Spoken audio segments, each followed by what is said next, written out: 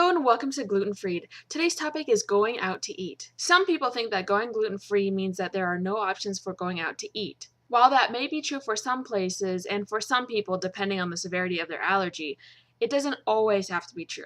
There are two major things to think about when going out to eat. Number one, what food does not have gluten in it? Duh.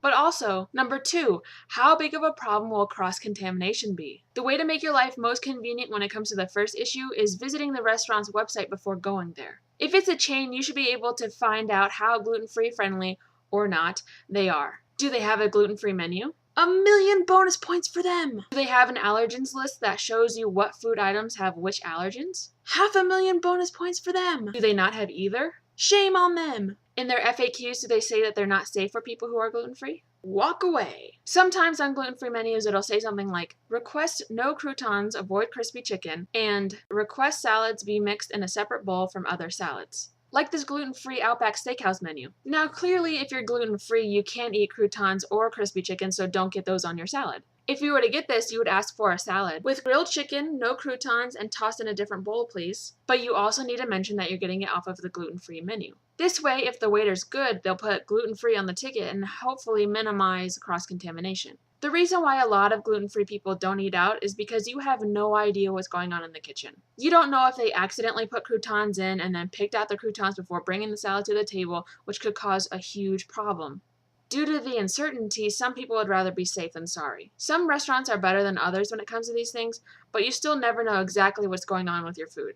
There are some foods that tend to be gluten-free like Mexican, Thai, pho, but you need to ask. Be nice. You always hear stories about waiters spitting in people's food because the customers are giving them attitude. Don't you think that if you're giving them attitude about your precious food allergy that they might think that you're just being a bitch and they might feel justified messing with your food? Of course it's immoral to do something like that, but it still might happen. What could possibly go wrong if you send out good energy? You can still get your point across and have people understand how serious your allergy is without being a dick about it. If it's a restaurant with friendly staff, they should be able to help out. You can say something as simple as, I'm allergic to gluten. Do you happen to have a gluten-free menu? Then they might say with a blank look on their face, we have a Weight Watchers menu.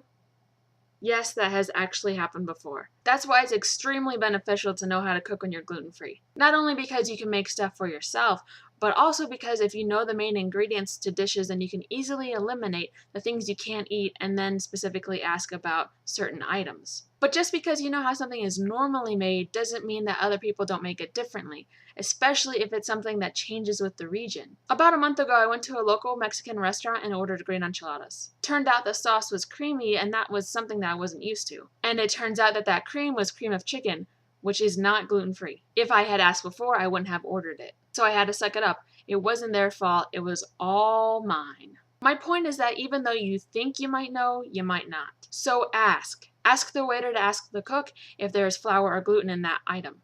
You can also ask for the manager to see if they can be more helpful with your food allergy. My rule is that if the waitstaff is unfriendly, I won't go back. I don't fault anyone for not being an expert on food allergies or gluten, but if they have a bad attitude, that's a deal breaker. And if the staff goes out of their way to help me, you better believe that they're going to get a great tip. One of the worst things about being gluten-free is the feeling that you're a pain in the ass to your friends and family when you're going out to eat. Like if everyone is dying to go to a Chinese buffet, but you know that you can't eat anything there. That fucking sucks. But if you're able to give alternatives, maybe it'll be okay. In the description below is a list of links to PDFs of assorted allergen menus from different food places. I emailed this list to myself, pulled it up on my phone, opened up all the links, and saved those files to my phone. This way I can have easy, on-the-go access. Being gluten-free means that you have to be an informed consumer. You can't just eat wherever you want willy-nilly. Remember to always ask and be prepared when you can. Thanks for watching and check back to this channel for more.